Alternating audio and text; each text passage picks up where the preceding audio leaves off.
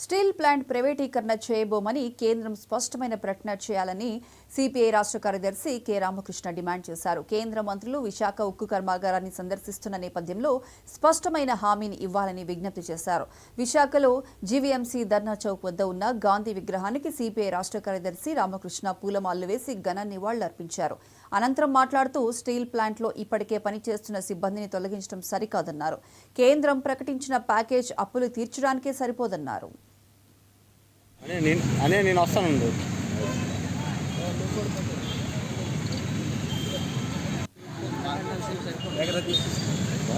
ఎప్పుడూ అయిపోయింది నేను వస్తానండి. కానీ నేను విన్నదేమంటే ఆయన వచ్చే ముందు కానీ నిన్ననే డ్రైవర్లను ఉద్యోగాల నుంచి తొలగించారని చెప్పారు. పైగా రెండో విషయాన్ని యూనియన్ ఎవరిని కూడా కలవనని చెప్తున్నాడని చెప్పి కూడా అంటూ ఉన్నారు. ఇది సరైనది కావట్లేదు. ఎందుకంటే గత 4 మాసాలుగా సక్రమంగా జీతాలు ఇవ్వకుండా ఇబ్బందులు పెట్టారు. అదేవిధంగా ఉద్యోగస్తులు తొలగిస్తూ ఉన్నారు. వీఆర్ఎస్ పేరుతో ఎవరైతే సీనియర్ ఎంప్లాయీస్ ఉన్నారో వాళ్ళందరినీ కూడా 15 సంవత్సరాల సర్వీస్ ఉన్న వాళ్ళందరూ కూడా తగ్గమని చెప్తా ఉన్నారు.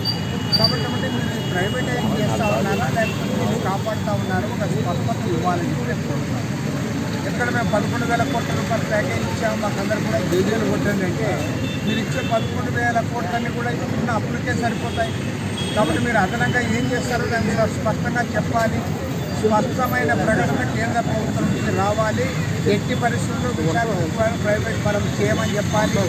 అదేవిధంగా దాన్ని కాపాడడానికి క్యాప్టివ్ మైండ్స్ కేటాయించాలి, శైలిలో విలీనం చేయాలని చెప్పి ముందు నుంచి కూడా తార్కిక సంఘాలు డిమాండ్ చేస్తూ ఉన్నాయి.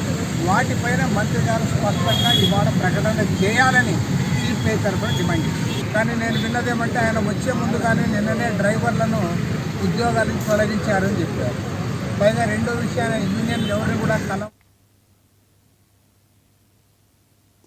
ఆమె బ్యాట్ పట్టిందంటే బౌండరీలే.